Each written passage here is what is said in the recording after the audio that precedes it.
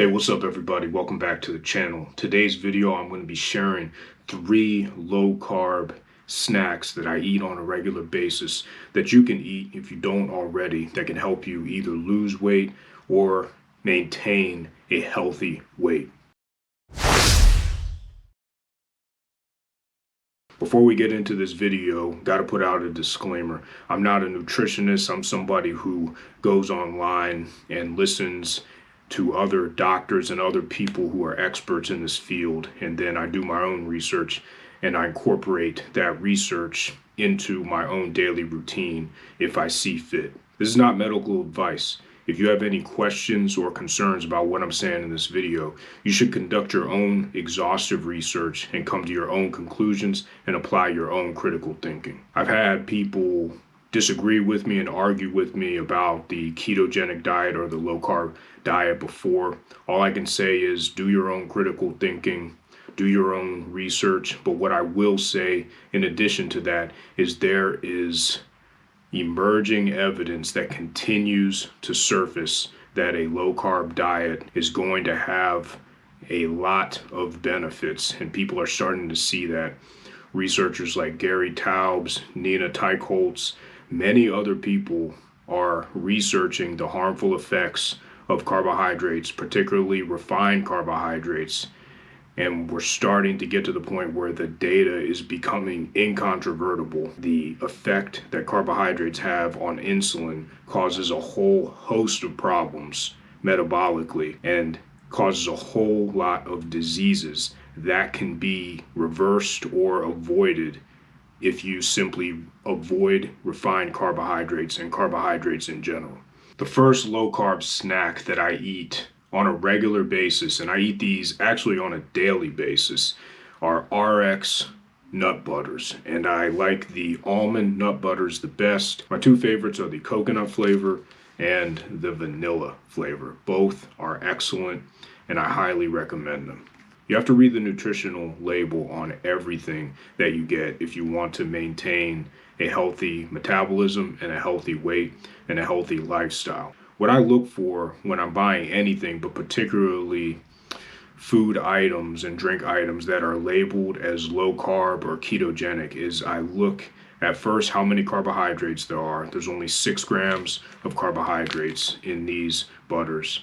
I look at the protein amount, and I also look at the total fat amount. I want the fat to be as high as possible, and I also look at the trans fat to see if there's any trans fat at all. After I do that, I look at the sugars. I see how many sugars are there, and then I look at the added sugar column. This nut butter has 0 added sugars, which is key. It's become law now that food companies have to include the added sugar column in addition to the total sugars, so that consumers like you and I can understand how much, if any, added sugar the food manufacturer has put into the product. Less added sugar, the better. It means that the product is more pure and it doesn't have any refined sugar. The only sugars are naturally occurring. I like these because they're easy to carry. Whenever I do have to go into the office, I throw 2 or 3 of these into my backpack. Another key deal is to look at the ingredients. The less ingredients, the better. The only ingredients in these almond butters: almonds, egg whites, dates, coconut oil, which is a good oil, sea salt, which is good, natural vanilla flavor, good, vanilla beans, good, natural flavors, and also almonds and eggs. This does have an egg white in it to increase the protein. What you want to watch out for in food items like these, and any food item in particular, is the addition of industrial vegetable oils.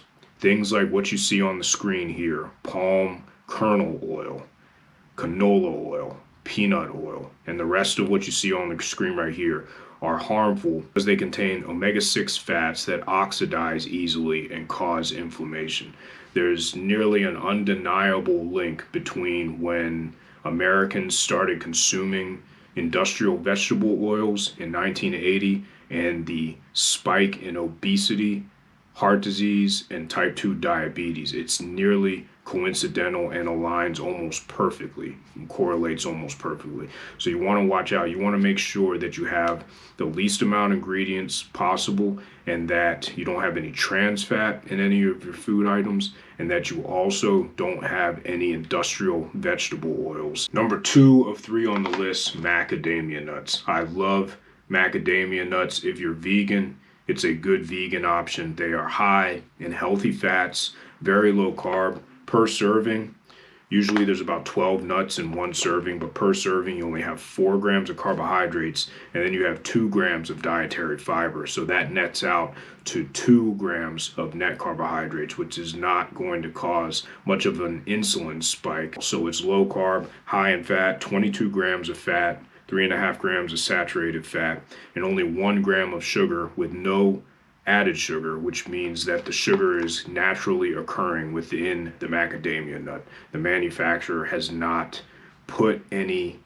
refined sugar to make it taste better into these macadamia nuts. Like the nut butters, you always want to read the food labels, even on macadamia nuts or any kind of nut in that regard. Cashews, pistachios, almonds, pecans, whatever. What you want to look for is similar to what I talked about with the nut butters. You want to look for things like maltodextrin. You also want to look for any vegetable oils, as I mentioned earlier. Canola oil, peanut oil, soybean oil, any of those oils, if they are included in the package, if they are included in the ingredients, you want to avoid. What I have in these macadamia nuts, what the macadamia nut manufacturer has put into this package, is macadamia nuts with sea salt added. That right there is acceptable. Salt is good for you. There's no problem with having sodium, but if you have anything like macadamia nuts with maltodextrin, macadamia nuts with soybean oil, or any of those industrial oils, you want to avoid buying that package of macadamia nuts, and you want to stick with as few ingredients as possible. So something like this, macadamia nuts with sea salt added. I love macadamia nuts. They are a bit expensive, but I've been buying them for a couple years now, and I find that it's worth paying the extra money for high quality macadamia nuts with zero fillers like maltodextrin and other industrial vegetable oils. Third on the list is pork rinds. Pork rinds might cause some concern for some people because there is still this idea that is being promulgated by some people in the medical community that animal products and anything that has a high saturated fat content is harmful to your heart. There's going to be more and more evidence that continues to emerge that debunks that theory. And people are starting to understand that vegetable oils and carbohydrates, particularly refined carbohydrates, are the culprit behind heart disease, high blood pressure, all 5 markers of metabolic syndrome, which puts you at a higher risk for a heart attack, are linked to carbohydrate. If you are vegan and you don't eat animal products, and that's a whole other story, then pork rinds wouldn't be for you. But I like pork rinds because they're high in protein, high in fat, and they have 0 carbs. That's one of the advantages that pork rinds and other animal products have over, say, macadamia nuts or the RX nut butter, almond butter that I had featured earlier in this video. Even though macadamia nuts and almond butter are fairly low in carbohydrate, they're not 0 carbohydrate. So there's still a bit of an insulin response associated with that. With a product like pork rinds or any other animal products, you don't have any carbohydrates, which doesn't trigger as much of an insulin response as you would have with macadamia nuts or nut butters, even though the macadamia nuts and nut butters are not going to trigger your insulin that much as a result of your blood sugar spiking. So this is probably a more pure, low carb option. If you want to completely cut your carbohydrates down, then pork rinds, bacon, any sort of animal products, especially grass-fed animal products, are the way to go. Now with pork rinds that are packaged such as these, you need to ensure that, like the other items in this video that they don't have any vegetable oils. They're not dusted with any vegetable oils. They don't have maltodextrin. They don't have any of those fillers that are harmful for you. This package of pork rinds here has fried pork skins, salt, natural smoke flavor, 0 carbohydrates, 8 grams of protein, 6 grams of fat.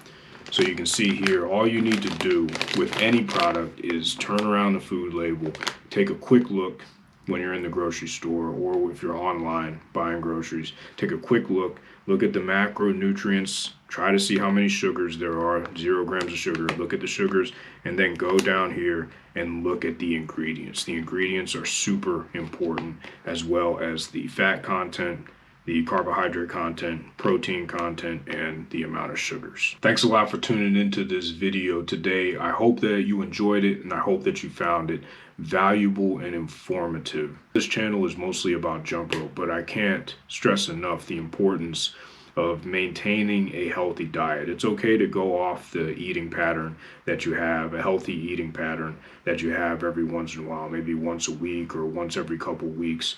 But especially as you get older, it is going to be nearly impossible to counteract bad eating patterns with jump rope or any other form of exercise. I can tell you that because I've lived it. Around the time I turned 30, there was a noticeable change in my body where the amount of exercise that I was doing when I was in my 20s was not cutting it. And the answer is not exercising more. The answer is getting your eating pattern and your diet under control.